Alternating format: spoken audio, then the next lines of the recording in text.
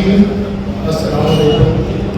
میں شکر گزار ہوں شیعہ علماء کونسل کا کہ انہوں نے آج علماء کرام اور خطبہ کے درمیان مجھے موقع دیا اور میں شاید اس طرح ان حروف میں اور اس لہجے میں تو گفتگو نہ کر سکوں. رب العزت آپ لوگوں کے حروف میں برکتیں ڈالے اور لہجوں میں اللہ پاک سلامتی عطا فرمائے. میں بہرحال ایک بیرسٹر کے طور پہ اور ایک پولیٹیکل ایکٹیوسٹ کے طور پہ چاہوں گا کہ بات کی جائے امام حسین امن کانفرنس. لفظ امن حسین کے ساتھ کیوں لگتا ہے یہ سوال اٹھا بھی, لیکن میرے خیال سے لفظ امن حسین کے علاوہ کسی کے ساتھ جچتا بھی نہیں, کیونکہ جب تخلیق آدم ہوئی تو ایک ہی اعتراض لگا تھا کہ یہ فساد کرے گا, تو خدا نے کہا تھا کہ میرے مخلص فساد نہیں کریں گے, میرے مخلص فساد نہیں کریں گے. تو اس پہ خدا ہے اخلاص کی ضمانت, کہاں کوئی مخلص حسین صاحب, خدا ہے اخلاص کی ضمانت, کہاں کوئی مخلص حسین صاحب نہیں ہے کچھ بھی سوائے اللہ, یہ سچا کلمہ حسین کا ہے. خدا سے پوچھو حسین کیا ہے, یہ نور اخلاص سے سجا ہے, فرشتوں آدم کو سجدہ کر دو, مجھے حسین سجدہ کر رہا ہے. یہ جو اخلاص ہے, یہ جو مخلص ہے, تو لوگ تجھے خدا کو تو مخلص کی طرح تلاش تھی اور مان تھا, اور میرے نزدیک حسین امام المخلصین ہے. اور امام المخلصین کی جب بات کی جاتی ہے تو وہ ہمارے کیا الفاظ ہوں گے, وہ غالب نے کہا تھا ہمارا منہ کے دے اس کے حسن صبر کی داد, کہ نبی و علی مرحبا کہیں جس کی تعریف خود محمد مصطفیٰ اور علی مرتضیٰ کرتے ہیں. بات صرف اتنی ہے, امام حسین نے کہا تھا کہ اپنے ضمیروں کو کم از کم جنت کے عوض بیچنا, کیونکہ ضمیر کی کم از کم قیمت جنت ہے.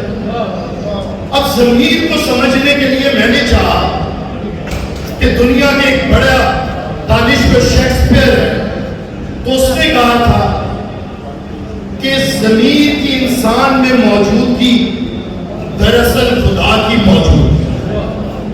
تو میں نے امام حسین کی بارگاہ میں عرض کی کہ مولا یہ ضمیر, آپ نے کہہ دیا کہ ضمیر کی کم از کم قیمت جنت ہے, اس سے کم میں نہ بیچنا, تو یہ پھر ضمیر خریدے گا کون جو اس کی کم از کم قیمت ادا کر سکے, کیونکہ اس کی کم از کم قیمت تو جنت ہے.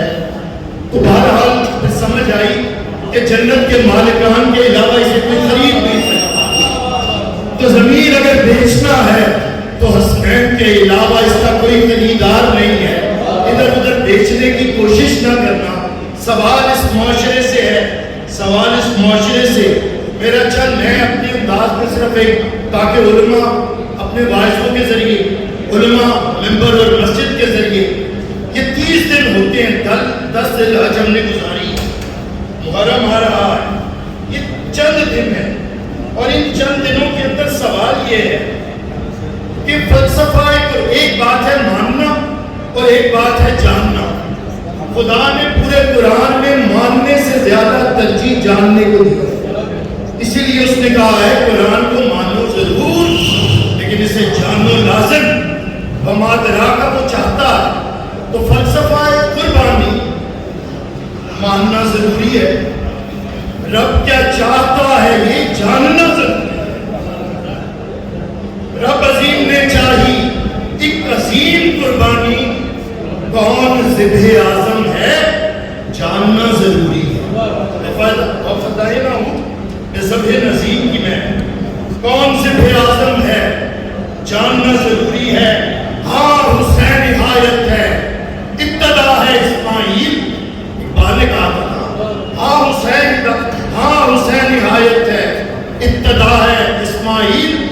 ان دو مرتبوں کو بھی جاننا ضروری ہے.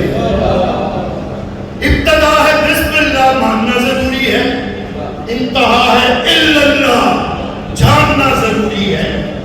اسماعیل کی گردن بچ گئی ہے کٹنے سے کٹ گئی ہے جو گردن جاننا ضروری ہے. اسماعیل کی گردن اسماعیل اور یہ میں نے کسی کے شعر نہیں ہے میرے اپنے الفاظ ہے. اسماعیل کی گردن بچ گئی ہے کٹنے سے کٹ گئی ہے جو گردن جاننا ضروری ہے. خوشیاں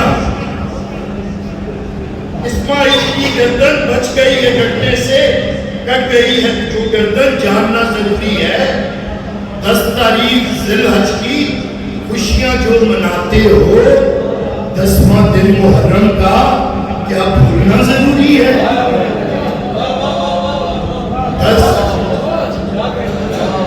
10 تاریخ ذی الحج کی خوشیاں تم مناتے ہو 10واں دن محرم کا کیا بھولنا ضروری ہے؟